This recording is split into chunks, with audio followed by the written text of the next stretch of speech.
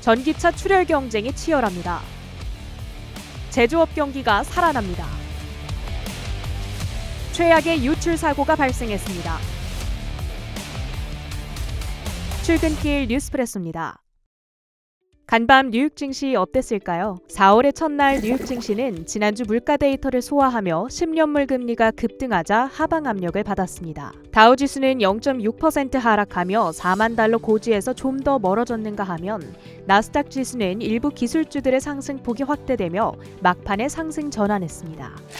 미국의 최대 통신기업 AT&T의 고객 7,300명의 정보가 유출됐습니다. 여기에는 사회보장번호 등 민감한 개인정보도 포함되어 있는데요. 유출의 원인은 알려지지 않은 가운데 AT&T는 경로를 파악 중이라고 밝혔습니다. 마이크로스트래티지의 CEO가 보유 주식 4,000주를 매도한 것으로 나타났습니다. 비트코인 가격 하락 여파까지 더해지며 마이크로스트래티지의 주가는 4% 가까이 밀려났습니다. 빠르게 급등한 탓에 월가 애널리스트들의 목표가 대비 주가가 이미 18% 가까이 상승한 점 주의가 요구됩니다. 뱅크 오브 아메리카가 마이크론에 대한 목표가를 20% 올려잡았습니다. HBM 시장에서의 확장 가능성이 기대된다는 평가입니다. 홈디포가 지붕 전문 건설업체 SRS 디스트리뷰션을 인수합니다. 현금 소진에 대한 우려로 주가는 크게 밀려났습니다. 매그니피센트 세븐은 잊어라! 펩4가 온다! 월스트리트저널의 헤드라인입니다. 1분기 상대적으로 부진했던 애플과 테슬라, 알파벳을 제외하고 엔비디아와 메타, 마이크로소프트와 아마존만 통칭하는 새로운 표현을 써야 한다는 기사입니다. 영국의 인기 밴드 비틀즈의 별명이자 영어로 Fabulous Four, 환상적인 넷이란 뜻을 가진 펩4, 과연 시장에서 쭉 자리매김할 수 있을지 지켜봐야겠습니다. 출근길 뉴스프레소, 주목할 만한 헤드라인도 살펴보시죠.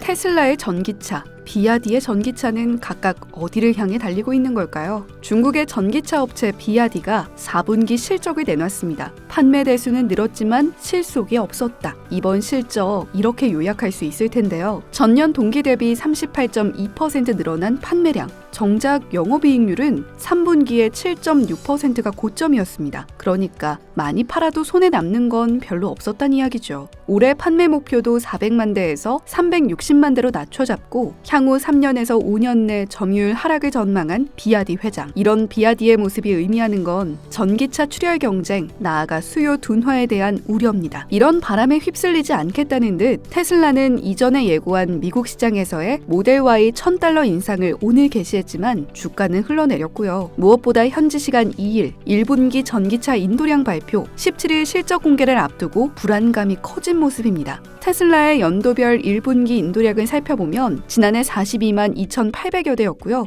올해 팩트셋 예상치는 45만 7천 대로 지난해 1분기와 비교했을 때 8.1%가량 늘었을 걸로 추정됩니다. 전망치대로만 나온다면 테슬라가 비아디를 제치고 세계 1위 전기차 입지를 회복하겠지만 2021년 109% 성장 이후 1분기에 한 자릿수 성장세를 보이는 건 이번이 처음이라 전기차 업계의 치킨 게임은 이제 시작에 불과하다는 이야기가 나옵니다.